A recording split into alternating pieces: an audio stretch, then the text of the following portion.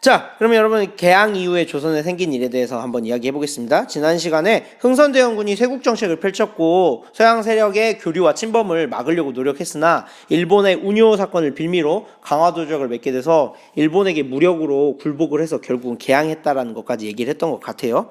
결국 개항을 했어요. 그러니까 서양이나 일본과 교역이 시작된 거죠.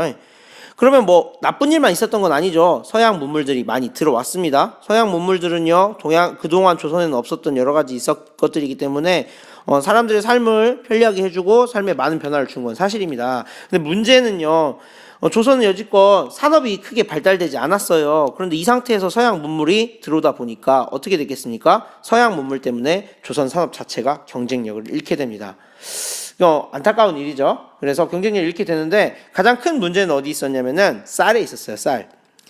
당시 이제 일본과 쌀을 교역하다 보니까 일본 사람들이 쌀을 비싼 값으로 조선 쌀을 이렇게 수입해 갔다 이겁니다. 즉 말해서 상인들은요, 쌀을 일본에 비싼 값 주고 팔았어요. 근데 문제는 당시까지만 해도 조선의 쌀 생산량은 조선 국민들이 먹기에도 부족했어요. 그런데 값 비싸게 쳐준다는 이유로 얼마나 비싸게 쳐주는 선생님도 모르겠어요. 일본에 수출하다 보니까 국내에는 어떻겠습니까? 쌀 부족 현상이 심각했겠죠. 쌀 부족 현상이 심각하면 어떻게 되죠? 어떤 물건이 부족해지면 어떻게 됩니까? 쌀값이 오르게 됩니다. 값이 오르게 돼가지고 백성들, 농민들과 도시 빈민들의 생활은 더욱 어려워지게 된 거죠. 흥선대원군의 노력에도 불구하고 이런 여러 가지 일 때문에 사람들의 삶이 어려워졌다라는 거예요.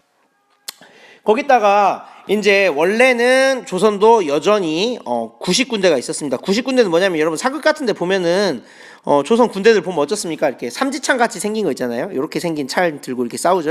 뭐 칼 들고 창 들고 이렇게 싸우는 90군대가 있었는데 별기군이라고 하는 신식 군대를 훈련시키기 시작했어요. 이 사람 딱 보면 총 들고 있죠.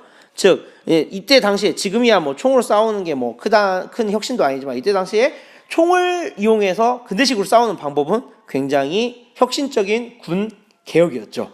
자, 그런데 문제는 뭐냐면은 이 별기군 신식군대한테는 되게 대접을 잘해줬어요. 그런데 90군대 사람들한테는 좀 대접이 소홀했던 거죠. 대접이 소홀한 게 어느 정도였냐? 교과서에 보면 나오는데 월급을 옛날에 쌀로 받았거든요. 근데 뭐 1년 넘게 쌀 월급을 안 준다거나 또는 쌀을 주긴 주는데 거기에다가 막 모래 섞어서 준다거나 이렇게 하다 보니까 90군대들이 화가 났어요. 우리를 왜 이렇게 푸대접하냐 해갖고 화가 나고 반란을 일으켰는데 그때 일으킨 반란이 이모군란입니다. 우리나라 역사 뭐 임진왜란 뭐 병인양요 이거 전부 다 보면요 앞에 있는 두 글자는 연도 이름이에요. 이모년에 일어난 군란인데 이때 이 90군인들이 그 어디를 했냐면요 일본 공사관과 관리를 공격했어요. 왜 일본 공사관을 공격했을까요? 그렇죠. 일본이 들어오면서부터 신식 문물들이 들어오기 시작했고 그렇기 때문에 우리가 이런 푸대접을 받았다라는 분노가 일본 공사관으로 튄 겁니다. 예, 그래서 이렇게 일본 공사 관리를 공격했고요. 궁궐까지 쳐들어왔어요. 조선시대가 얼마나 웃겼냐면 90군대가 이렇게 반란을 일으켜갖고 왕이 살고 있는 궁궐까지 쳐들어왔는데 그걸 막을 힘이 없었다는 겁니다. 그만큼 조선시대가 왕권도 약했고 뭔가 엉망이었다는 걸 얘기하겠죠. 근데 문제는 뭐냐면 이때 궁궐에서 어떻게 막았냐? 본인들이 막을 힘이 없으니까 누구한테 도움을 요청을 했냐? 청나라한테 도움을 요청했어요. 청나라 군대 좀 보내달라고 해가지고 청나라 군대가 와가지고 90군대의 이모군란을 막아줬어요. 자, 그렇게 돼서 이모군란은 막을 내렸습니다. 근데 문제는 뭐냐? 이때 청이 도와주면서 청이 그냥 나갔을까요? 아니에요.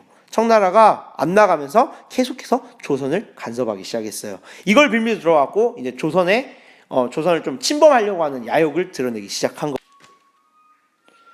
자, 어쨌든 간에 그래서요 이모군란 이후에 방금 전에 말해서 청이 도와줘갖고 청의 간섭이 엄청 심해졌어요. 청나라의 간섭이 심해져가지고 이제 나라가 조선의 말대로 되는 게 아니라 막 청나라 간섭도 심하다 보니까 그렇지 않아도 백성들 삶도 어렵고 하는데 청의 간섭까지 심해지니까 나라가 더 엉망이 돼갔던 거죠. 그래서 어떤 일을 하냐? 야, 우리 빨리 청나라한테 이렇게 어떻게 보면은 쩔쩔매는 이 관계 청산하고 우리도 빨리 국가가 성장해야 된다라는 빠른 개혁을 추진하는 급진 개화파인 사람들이 있었어요. 바로 여기 있는 사진인데 이 사람들 뭐 이름은 교과서에 보면 나옵니다. 뭐 이 사람들 이름이 뭐 박용유, 서광범, 서재필, 김옥균 이런 사람들인데 이 사람들이 바로 정변을 일으켰습니다. 정변이란 건 뭐냐면 한마디로 말해서 정부 뒤집고 우리가 새로운 정부를 만들자 이렇게 하는 건데 갑신년에 일으켰다고 해서 갑신정변이라고 하는 반란을 일으킵니다. 자, 새로운 청해 간섭부터 회피를 하고 새로운 나라를 만들자고 갑신정변을 일으키는데 뭐 내용은 이랬어요. 청에다가 더 이상 조공 보내지 말자. 신분제도 없애자. 이거 신분제도 없애는 건 엄청난 거였죠. 당시 조선이었으니까. 이렇게 정책을 발표했으나 이 사람들도 많이 준비한 게 아니라 너무 성급하게 하다 보니까 이 계획이 실패하게 됩니다. 결국 어떻게 됩니까? 다시 청나라가 어떻게 했겠어요? 반격에 있겠죠? 청나라가 반격을 하게 되고요. 원래 일본이 도와주겠다고 했어요. 갑신정변 했을 때 이 사람들 일본이 도와주겠다고 했는데 일본이 도와주겠다는 약속을 저버려가지고 결국은 집니다. 그래서 3일 만에 실패로 끝났어요. 자, 그러면 갑신정변 시도했는데 청이 반격을 했어요. 그래서 다시 갑신정변을 무마시켰거든요. 그럼 청나라의 간섭은 더 약해졌을까요? 심해졌을까요? 간섭이 더 심해졌습니다. 그래서 청나라의 간섭이 심해지는 갑신정변 자체는 의도는 좋게 볼 수도 있고 나쁘게 볼 수도 있어요. 여러분 관점인데 어쨌든 이게 실패 이후에 청나라의 간섭은 더 심해졌다라는 걸 여러분들이 알아두면 되겠습니다. 자, 나라 꼴이 이렇다 보니까요. 쌀값은 계속 오르죠. 그다음에 관리들의 부정부패 막을 수 없죠. 그러다 보니까 역시나 백성들의 삶은 계속해서 어려워졌어요. 어려워지다 보니까 어떻게 됐겠습니까? 예전에 배웠던 홍경래의 난 그 시절처럼 다시 농민들이 뭉치기 시작했습니다. 이때 동학이라는 종교가 있었는데요. 이 동학이라는 종교는 길게 설명하지 않겠지만은 만민 평등 사상을 갖고 있었어요. 즉 하늘 아래 모든 사람은 평등하다. 뭐 이런 사상을 갖고 있었다 이겁니다. 그래서 이런 사상을 토대로 농민들끼리 서로 뭉쳐가지고 뭐 부정부패가 심한 관리들을 봉기를 일으킨다거나 이렇게 해서 백성들을 구하기 위해서 노력을 했다라는 거예요. 자, 이렇게 동학 농민군이 일어섰는데 우리 조선 조정은 어땠냐? 이 동학 농민군조차 막지 못했어요. 물론 동학 농민군은 굉장히 바람직한 행동을 했지만 조선은 동학 농민군을 이길 힘이 없었답니다. 생각해보면 웃기죠. 농민들이 반란을 일으켰는데 나라의 군대가 농민군을 이길 힘조차 없었던 거예요. 그러다 보니까 조선은 또 누구한테 도움을 요청합니까? 청나라에도 도움을 또 요청합니다. 그래서 청에서도 군대를 보내요. 근데 문제는 뭐냐면 이번엔 청나라 말고 또 누가 오냐? 일본은 자꾸 조선을 지배하고 싶었는데 자꾸 청나라가 하니까 이번이 기회다 싶었고 일본도 군대를 파견해요. 동학농민운동 막아주겠다는 핑계로 조선에 군대를 파견합니다.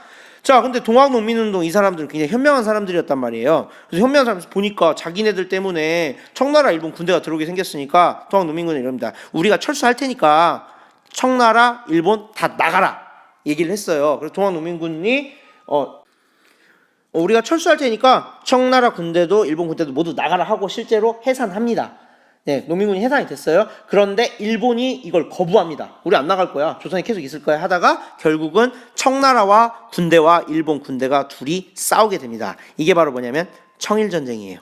청일전쟁인데 문제는 이 전쟁에서 일본이 이겨요. 당시 일본은 근대화를 빨리 해갖고 군사력이 셌거든요. 일본이 이겼고요. 일본이 이겨갖고 안 나가니까 어떻게 했습니까? 아까 철수했던 동학농민군이 다시 집결을 해가지고 일본군을 몰아내려고 싸우는데 안타깝게도 지게 됩니다. 즉 동학농민군이 일본군에게 지게 돼요. 그래서 이때 동학농민군이 거의 없어지게 됩니다. 자, 우리가 배울 내용은 여기까지인데요. 문제는 뭐냐면은 이 역사 속에서 청나라가 우리가 간섭하기 시작했다가 청나라가 걷어냈다 싶었는데 일본이 청일전쟁을 통해 갖고 이기고 이제 일본이 우리나라를 간섭하기 시작해요. 여기서부터가 바로 여러분들이 나중에 알고 있는 일제강점기의 시작이 되는 문이라고 생각하면 되겠습니다. 굉장히 슬픈 역사죠. 자, 그래서 이 부분에 대해서 수업 시간에 좀 더 많은 이야기를 나눠보도록 할 거예요. 자, 오늘은 여기까지 하겠습니다.